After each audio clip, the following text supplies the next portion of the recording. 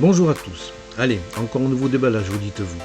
Figurez-vous que c'est le dernier que je fais sur la chaîne. En effet, je ne présenterai désormais que des machines qui apportent vraiment un plus. On a vu ensemble la Bambu Lab X1 Carbone, qui est une imprimante 3D rapide, ainsi que la Creality K1, ou encore la Tutri SP5 V3. Je vous renvoie aux vidéos qui parlent de ces machines pour les découvrir, et la Nycubic Cobra 2 Pro. Mais cette machine que je vous présente aujourd'hui m'a fait flasher. C'est la Flashforge Aventurer 5M Pro.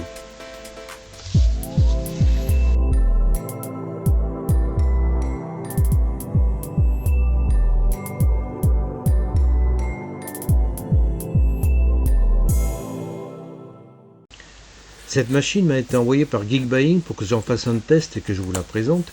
Et dès l'ouverture de la boîte, on se rend compte que la qualité sera peut-être au rendez-vous.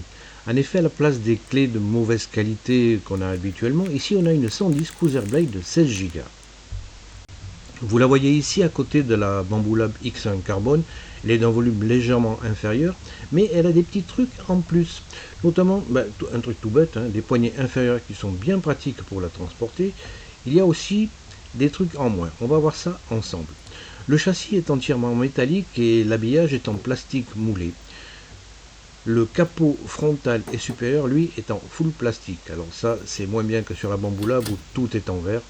Mais enfin bon, on sort une plaque de mousse dessus et je vous conseille de regarder la documentation même pour le déballage.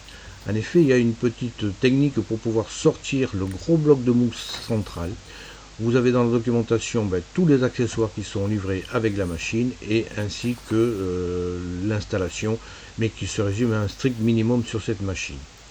Il faut tout d'abord sortir une plaque en mousse à l'arrière de la machine. Et il faut commencer par ça en premier. Ça vous permet en effet de pouvoir retirer librement et de reculer la tête vers l'arrière de la machine. Dans la mousse, on trouve une superbe bobine qui n'est pas tout à fait pleine. Il y a 250 grammes et on aurait pu mettre 500 grammes facilement. Mais le filament est vraiment très chouette. Une boîte qui contient les accessoires et les outils. On va voir son contenu tout à l'heure. Et une prise d'alimentation aux normes européennes. Le fait d'avoir reculé la tête vous permet en effet de pouvoir retirer ce gros bloc de mousse qui vient coincer toute la machine. Alors il ne sort pas facilement, mais si vous n'avez pas reculé la première pièce en mousse, vous ne pourrez jamais le sortir. Dans la boîte, on va trouver une pince, de la colle, des outils, un débouche-buse, un support bobine, un extrudeur supplémentaire, mais il y a toujours de la colle quand même. On va faire un petit peu le tour de la machine pour voir la connectique. Sur la face avant et sur le côté gauche, il n'y a rien du tout.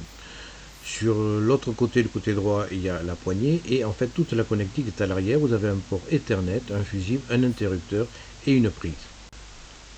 Bon, on va attaquer par le seul montage à faire sur cette machine, c'est de mettre en place le support de bobine. Il est indiqué par des flèches que vous ne pouvez pas rater et vous vous servez de la plus petite clé à laine qu'il y a dans la trousse d'outils. D'habitude, les filaments livrés avec les machines sont de qualité très moyenne. Ici, vous avez un PLA haute vitesse et d'une superbe couleur. La paroi arrière est la seule paroi de la machine à être métallique. Tous les autres côtés sont recouverts de plastique, mais le plastique est quand même assez épais.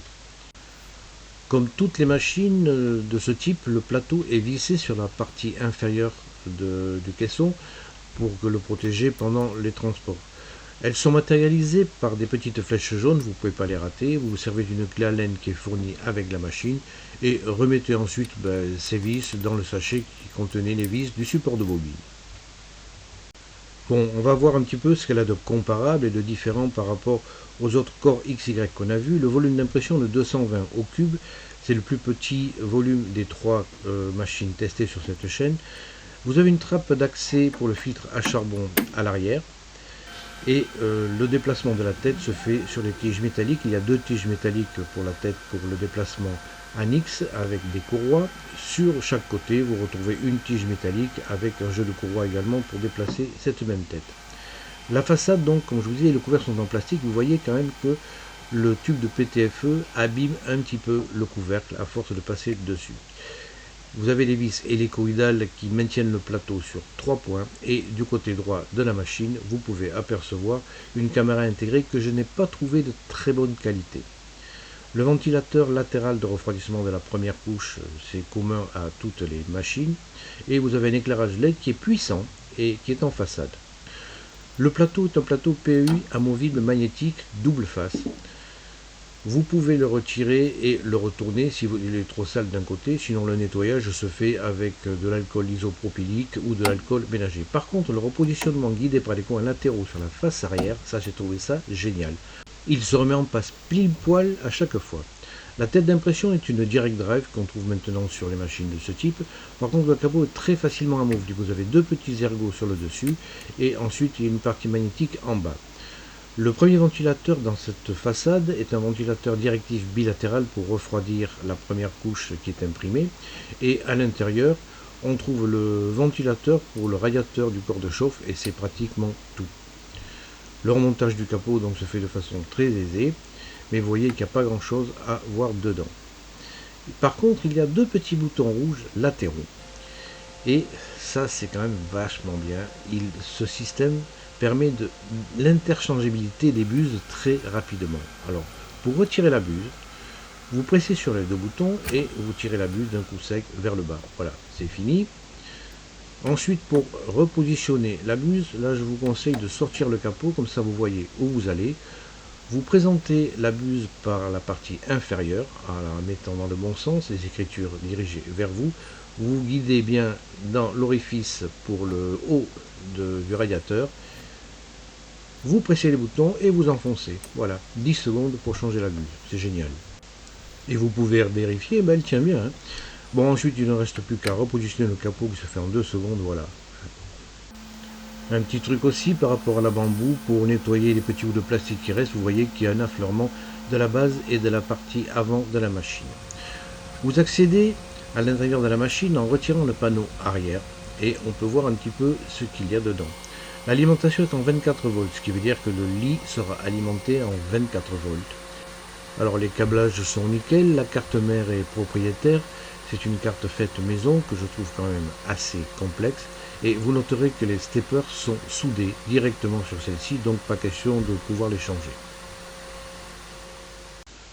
Le dessous de la machine n'a pas de plaque de protection et vous voyez directement le moteur Z qui va guider les trois axes Z comme ça se fait sur toutes les machines.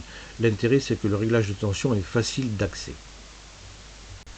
Vous voyez, la machine est opérationnelle dès que vous la sortez de la boîte. Allez, on met l'interrupteur en marche et rien ne se passe. En fait, le vrai interrupteur de mise en route est en façade. C'est pratique, ça évite de chercher à tâtons l'interrupteur derrière la machine. Vous avez l'écran qui s'initialise et qui vous demande de choisir la langue. En même temps, vous avez l'allumage intérieur qui se réalise. Dans les langues proposées, je vais choisir le français et pour une fois, la traduction elle n'est pas trop mauvaise. Alors ensuite, on suit les directives à l'écran et là, il demande de retirer les 4 vis, chose qu'on a fait précédemment. Donc on continue. Le système va ensuite prendre quelques minutes pour faire plusieurs choses. D'abord, il va mettre le plateau à niveau. Le plateau remonte assez rapidement vers le haut. La tête se déplace et va commencer un pointage un petit peu de tout le plateau sur 25 points pour vérifier la planéité de celui-ci. Bon là, c'est très classique par rapport aux autres machines. Une fois le plateau calibré, le système va faire un test de vibration. En effet, il y a une compensation automatique des vibrations de la machine lors de l'impression. Ça dure plusieurs minutes. Vous allez entendre des bruits graves, des bruits moins graves. Et ne sautez pas cette étape. Apparaît à l'écran la suite des directives. Et là, il nous demande de mettre un filament en respectant plusieurs étapes. Bon, on va les suivre. Hein. C'est-à-dire qu'une fois la bobine en place, on va couper le filament. Il est vraiment beau ce filament. Hein. Vous l'insérez ensuite dans le tube de PTFE et on l'enfonce jusqu'à qu'il ressorte de l'autre côté près de la tête. Alors là, je ne l'ai pas laissé sortir beaucoup parce que je ne savais pas trop comment ça marchait, mais en fait, il faut qu'il sorte de plusieurs centimètres. Vous appuyez ensuite sur chargement. Le corps de chauffe se met à chauffer et assez rapidement, je trouve. Puis il va falloir mettre ensuite ce filament dedans. Mais vous voyez là, j'en ai laissé un tout petit bout et total, il n'y a pas grand chose qui se passe. Alors n'hésitez pas à le sortir sur plusieurs centimètres. Vous voyez, j'ai un petit crachouillis de l'ancien filament qui a servi au test de la buse à l'usine. Voilà, le chargement est terminé. Alors on va imprimer et il nous fait imprimer un petit cube pour voir si tout fonctionne. Là, j'ai pas grand chose qui sort. Alors en fait, j'ai enfoncé un peu plus le filament au niveau de la tête, ce qui fait qu'au bout d'un moment, il va sortir. On a un petit peu de filament jaune qui sort et ensuite le filament bleu prend le dessus. Vous avez sur l'écran le temps restant pour l'impression, qui est ici de 4 minutes. Et au bout d'un moment, votre cube sort. Ma foi, il est propre. Ah ouais, il est propre. Le plateau redescend pour vous présenter la pièce. Et on va l'inspecter un petit peu. Le décollement se fait en tirant dessus. Mais enfin, j'ai pas tiré beaucoup. Et vous avez remarqué, j'ai pas mis de colle. Bon. Voilà, le cube quand même est très très propre. Et puis ce filament un petit peu bleu pailleté, vraiment ça fait ressortir vachement les impressions. On nettoie le plateau avec un outil d'une marque concurrente. Et pour le remettre en place, avec les petits coins, c'est enfantin. Alors par contre, la gestion du filament sur cette machine est un petit peu déroutante. Ça ressemble à rien de ce qu'on connaît. Le filament s'insère par l'arrière et ensuite on regarde pour le filament qu'est-ce qu'on peut faire. Bon, là celui-là on l'a déjà vu. La deuxième icône nous propose de faire un remplacement de filament. Et la troisième icône, ça parle de la buse. Mais j'ai pas de retrait de filament. Bon, écoutez, on va voir ce qui se passe. Alors on appuie donc sur l'insertion du filament. Ça, c'est le truc que l'on a fait la première fois pour mettre le filament. Alors, donc, n'hésitez pas à le laisser dépasser. Alors, je vous remontre. Alors là aussi, là, le PTFE, comment il est fixé? D'habitude, c'est fixé avec des embouts comme ça. Vous pressez sur la bague. Une fois qu'il est enfoncé dedans, il faut presser sur la bague pour le libérer et il est fermement coincé. Là, on tire comme ça. Le tube de PTFE, il se retire. Et voilà. Bon. Alors on fait sortir le filament sur quelques centimètres. Une fois que appuyé sur charger, il faut attendre que le corps de chauffe se mette à la température ici cible de 220 degrés. Le filament commence à sortir au bout de la buse et vous insérez l'autre filament qui ensuite est automatiquement happé par la tête et il n'y a plus qu'à enfoncer le PTFE dedans. C'est quand même assez simple. Bon, maintenant, si on veut changer de filament, il va falloir sortir l'autre d'abord. Alors bon, je ne sais pas comment ça va se faire, mais on suit les indications. Vous retirez le tube de PTFE et avec une pince, vous coupez le filament. Voilà, c'est le retrait du filament. Vous pouvez maintenant faire tourner la bobine et enrouler le bout de filament qui reste dans le PTFE. C'est comme ça qu'on retire le filament sur cette machine. On attend que le préchauffage de la tête se fasse. Vous voyez le premier filament qui s'enfonce tout doucement dans la tête de chauffe. Vous venez ensuite vous mettre dans l'orifice et vous attendez que celui-ci soit happé et vous enfoncez le tube de PTFE pour le protéger. C'est quand même bizarre, mais c'est drôlement bien en fait. Alors un truc, par contre, là c'est accéléré 4 fois. Chez Flashforge, quand on extrude, on extrude. Alors c'est sûr que le filament, si on fait un changement de couleur, c'est sûr que la couleur ne sera pas la même. Là, il n'y a pas photo. La publicité de la machine dit qu'elle est utilisable un quart d'heure après l'ouverture de la boîte, c'est vrai. Elle dit aussi qu'elle fait 50 décibels, un petit bruit de pluie légère. On va voir. Et en fait, à 1 mètre de la machine, vous voyez que je suis à 56, même je suis allé jusqu'à 59 décibels. Bon, il faut voir d'où viennent les bruits. Les bruits viennent souvent des ventilateurs. Celui-ci, c'est le ventilateur de l'extraction d'air. Non, il n'est pas très bruyant. Au niveau du ventilateur de l'alimentation, j'étais étonné, il était bien, mais celui qui fait du bruit, c'est celui-là, c'est celui qui refroidit les steppers de la machine. Alors écoutez.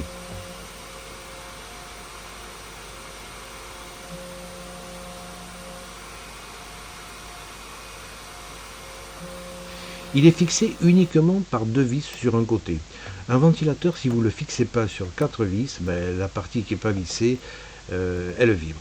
Alors on va sortir le conduit d'extraction d'air. Il est fixé avec 6 vis, 4 en haut et 2 en bas. Je défais la dernière. Il ne reste plus qu'à retirer l'extraction.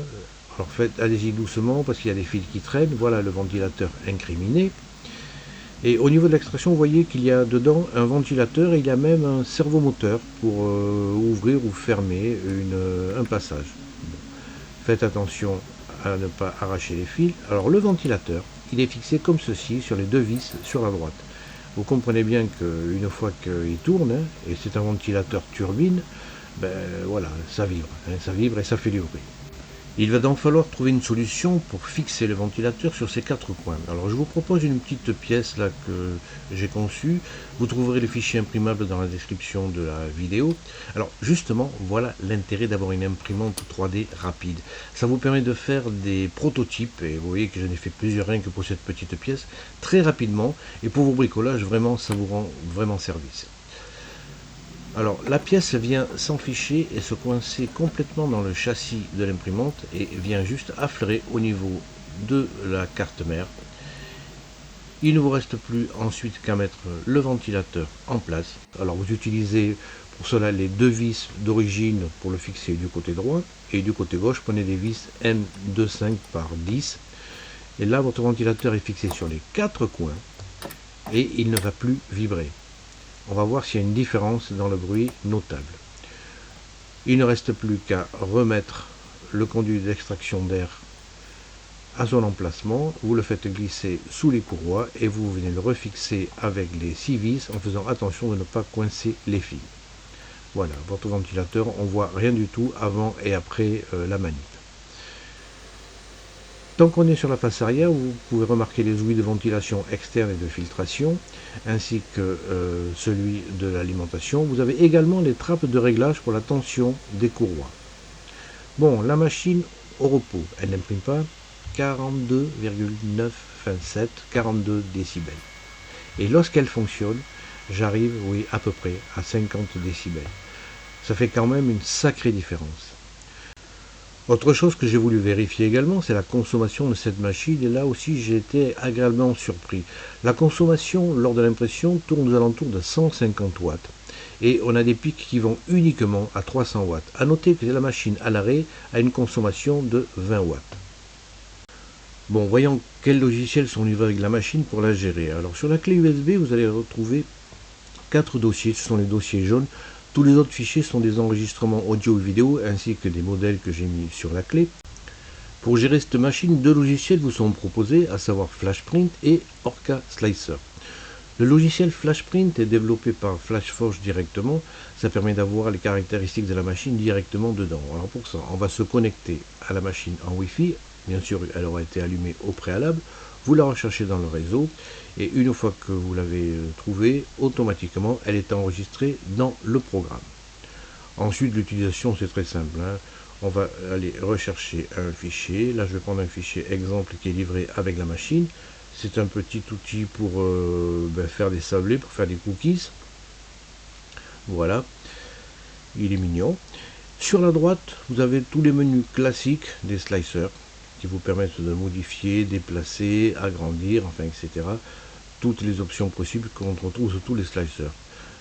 On clique sur le tranchage, la machine est définie par défaut, et comme filament par défaut, vous avez les filaments de FlashForge, mais on peut en rajouter d'autres. À savoir que le filament FlashForge High Speed est hautement recommandé pour cette machine. Vous pouvez bien sûr regarder tous les réglages possibles qui sont assez nombreux. Bon, là je vais laisser les réglages par défaut pour cet exemple. Le slicing se réalise, on peut le prévisualiser. Voilà. Vous avez ensuite la possibilité de le sauvegarder sur une clé USB ou de l'envoyer directement à votre imprimante. En cliquant sur cette icône, l'envoi se fera par Wi-Fi directement sur la machine. Le fichier donc se transmet sur votre imprimante et sur son écran, vous voyez apparaître la progression de la transmission. L'impression commence directement. Vous avez la possibilité, en cliquant sur cette icône d'information, de voir un petit peu ce qui se passe sur la machine. Vous pouvez arrêter l'impression, la mettre en pause, enfin, etc. et avoir divers renseignements. Bon, c'est quand même assez pratique. Et alors, par contre, je trouve qu'il y a un petit peu de lag dans la transmission de la vidéo. Alors, peut-être que c'est parce que c'est en Wi-Fi, J'ai pas essayé la connexion Ethernet, mais globalement je suis pas très content quand même de la qualité de cette caméra. L'autre programme qui vous est fourni est Orca Slicer, qui ressemble beaucoup au logiciel de la Bambu Lab. C'est un logiciel Bambu Lab amélioré. Vous avez la Flash Forge qui est sélectionnée par défaut et vous voyez que vous pouvez quand même connecter la Creality et également la Bambu Lab. Le plateau, lui, n'est pas sélectionnable puisqu'il n'y a qu'un seul plateau sur cette machine. J'ai essayé de la connecter en Wi-Fi en mettant son adresse, mais je n'ai pas trouvé le moyen de la connecter. Il y a plusieurs systèmes pour la connexion, mais je n'ai pas trouvé comment la connecter. Alors c'est dommage parce qu'on ne peut pas envoyer directement le fichier tranché sur la machine. On sélectionne un fichier modèle, vous avez tous les réglages qui sont modifiables sur la gauche de l'écran. On fait le tranchage du modèle. Alors là c'est comme si vous étiez sur la Bambu Lab. Vous voyez votre modèle tranché et là il ne vous reste plus soit qu'à l'envoyer sur la machine, mais quand on peut se connecter, alors je vais attendre un petit peu les mises à jour firmware, et sinon on peut l'exporter sur une clé USB. Bon, on arrive maintenant à la partie que vous attendez, je pense, c'est voir la qualité des impressions. Alors encore un petit coup de chapeau pour la clé fournie avec l'imprimante, c'est une SanDisk, donc c'est une clé vraiment très fiable. Quand vous l'insérez, vous avez une petite icône qui apparaît lorsqu'elle a été reconnue, et on va aller sur le deuxième menu pour avoir l'affichage des modèles qui sont inclus dans l'imprimante, mais également ceux qui sont contenus sur la clé, et vous avez un dossier test file qui regroupe les mêmes modèles que vous avez là. Mais on va commencer par le Benchy. Le Benchy, celui-là, s'imprime en 14 minutes et 19 secondes. Mais on va voir si c'est vrai et ce qu'il en est de sa qualité. On lance l'impression, la machine préchauffe et va faire une petite purge de la tête.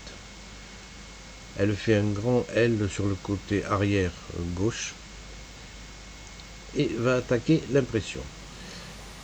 Vous voyez que bon, la première couche est toujours pas très rapide, c'est la première couche d'initialisation.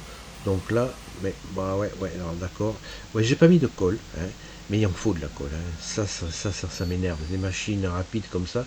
Alors, la colle, l'applicateur qui est livré avec est très pratique. C'est pas un tube de colle, c'est un applicateur. Mais moi, je mets de la 3D lac. On pulvérise la plaque, on attend un petit peu que ça sèche et c'est parti pour une vingtaine d'impressions sans aucun problème. Alors on reprend l'impression du Benchy qui sert de test un petit peu à toutes mes imprimantes. Voilà, ça commence, là ça accroche bien et on va voir si ensuite ça se décolle. Mais bon, avec la 3D lag, il n'y a pas de problème. Vous voyez que l'impression est quand même très propre. On voit bien l'épaisseur de la couche qui est imprimée. Et vraiment, ce filament est génial. Ça donne un rendu. C'est hyper chouette. Il va falloir que je m'en procure de l'identique. L'impression s'est terminée en 14 minutes. Et vous voyez que bon, le modèle se décolle assez facilement. Vous voyez que enfin, c'est chouette. C'est chouette, mais bon, le filament un petit peu comme ça moiré et brillant, ça cache un petit peu les défauts. Mais enfin, bon, les défauts, il n'y en a pas beaucoup. Vraiment, non, c'est l'un de mes plus beaux Benchy que j'ai réalisé actuellement, jusqu'à maintenant. Donc, vraiment très propre, il n'y a pas grand chose à dire. Non, il est chouette. Il est chouette, vraiment. Bon, mais comme je ne veux pas vous raconter de salade, j'ai refait l'impression avec un filament de chez Creality pour voir ce que ça donnait. Alors l'impression s'est réalisée effectivement en 14 minutes également. Et voilà en comparaison les deux Benchy. Alors il faut quand même reconnaître que le filament bleu brillant comme ça, c'est quand même vachement avantageux pour les impressions. Voilà ce qu'a donné le Creality. Alors j'ai quelques petits défauts au niveau de l'écoutille avant, mais bon, globalement cette imprimante imprime très rapidement et vraiment vous donne des résultats de bonne qualité. Alors voici d'autres impressions que j'ai réalisées, notamment ce print in place. Ça c'est pour voir la qualité de décalage au niveau de la couche d'impression. Un petit grattoir, j'ai utilisé celui de Bamboo Lab, mais j'ai un petit schéma pour le faire, donc on va faire le petit grattoir. Là, c'est un gros vase qui a été imprimé avec des filaments multicolores. En appuyant sur cette icône, vous avez la possibilité d'afficher plus de détails sur l'impression en cours, à savoir la vitesse instantanée, la hauteur de couche, la densité. La densité est à 0, mais avec le nouveau firmware que j'ai installé, ce problème est réglé. Vous voyez quand même que la machine, elle est rapide. Le vase s'est décollé très facilement de ses supports. Et vous voyez que bon, voilà quoi.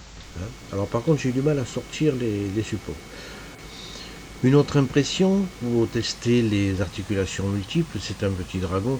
Alors je ne vous montre pas toute l'impression parce qu'il n'y a rien de plus barbant que de se coltiner une vidéo sur l'impression d'une machine. Alors, vous voyez qu'avec le nouveau firmware, les détails donnent une valeur qui est correcte.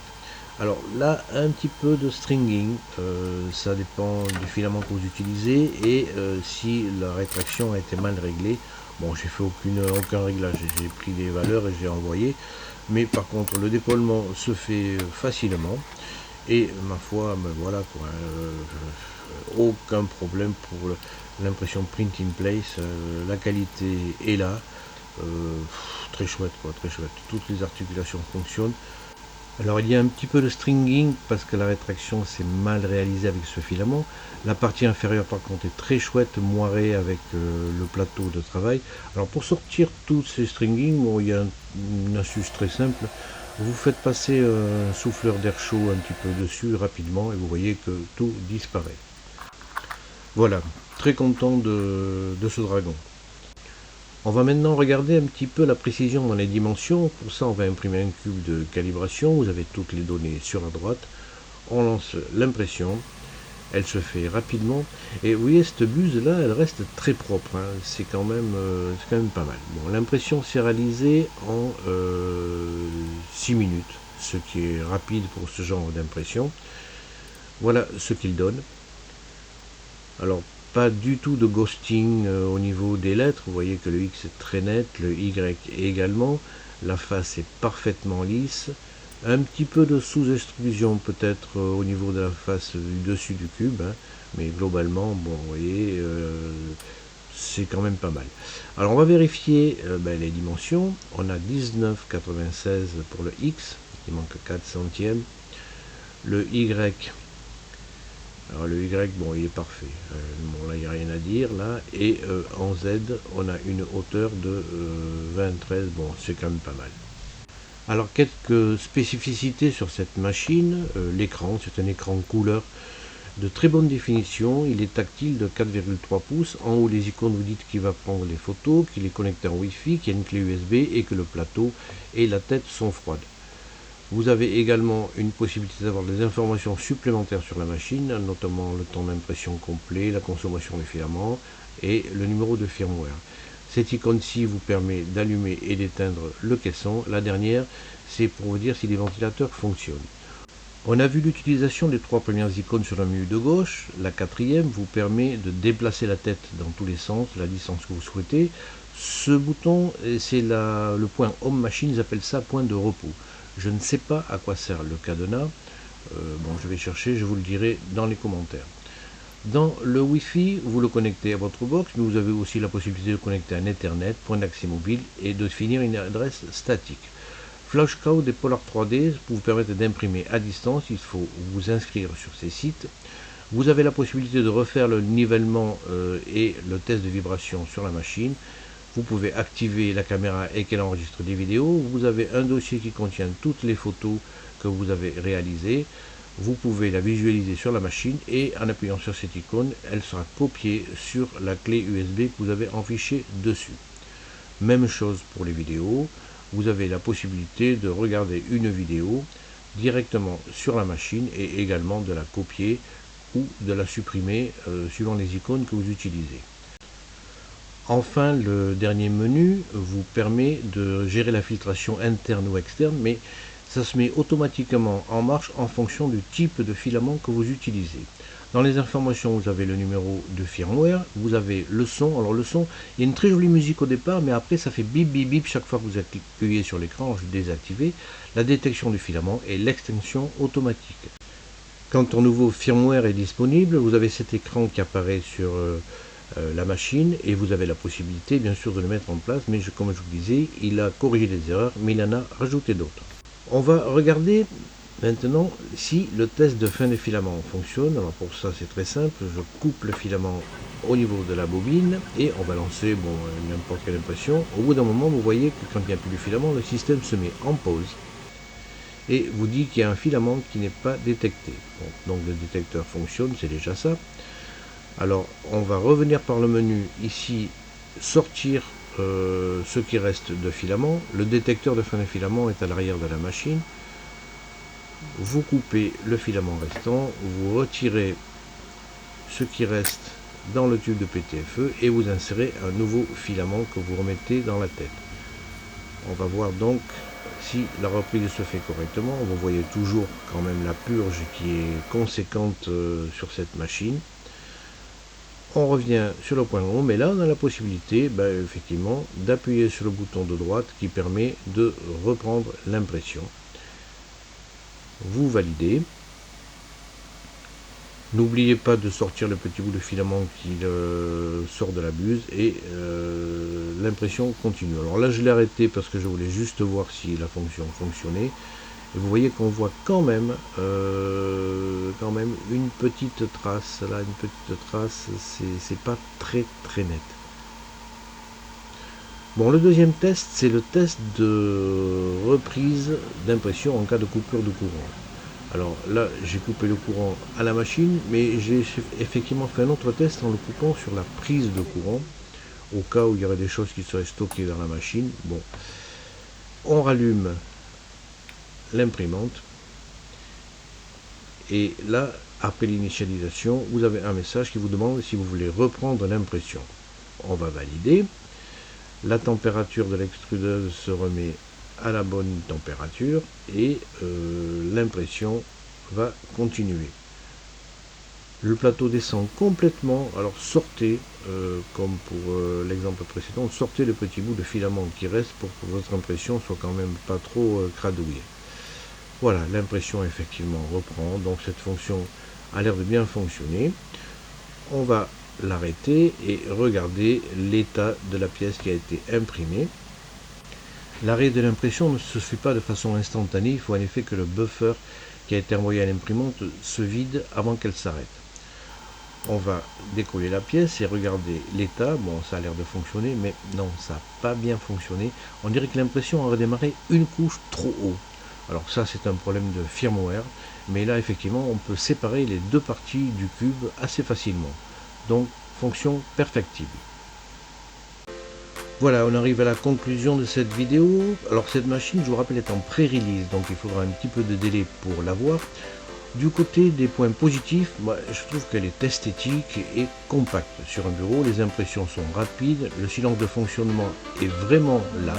Les vibrations sont très contenues. Alors les bus Quick Release, c'est l'enfer. La mise en place du plateau est très facile et la gestion des filaments est originale sur cette machine. En point négatif, le volume d'impression est un peu limite, 220, 220, 220. La colle est nécessaire, mais ce n'est pas spécifique à cette machine. Il n'y a pas d'application mobile pour prendre la main à distance et la résolution de la caméra est un petit peu décevante. Mais c'est cependant une machine que je conseille. Les petits problèmes seront gérés par les mises à jour du firmware. Voilà, alors les impressions obtenues, ma foi, je les trouve de très bonne qualité. Cette impression Printing Place m'a bluffé. Elle est sortie comme ça de la machine, vraiment. Bon, alors le filament y est pour quelque chose, mais vraiment l'impression est très chouette et tourne sans aucune difficulté. Même chose pour cette boîte, l'Irisbox, qui s'ouvre et qui se ferme en tournant la molette inférieure. Vraiment, la gestion de l'impression est vraiment très bien faite. Allez, on referme la porte sur cette machine qui, je vous rappelle, est en pré-release, donc il y aura des délais pour l'obtenir. Je vous dis à la prochaine.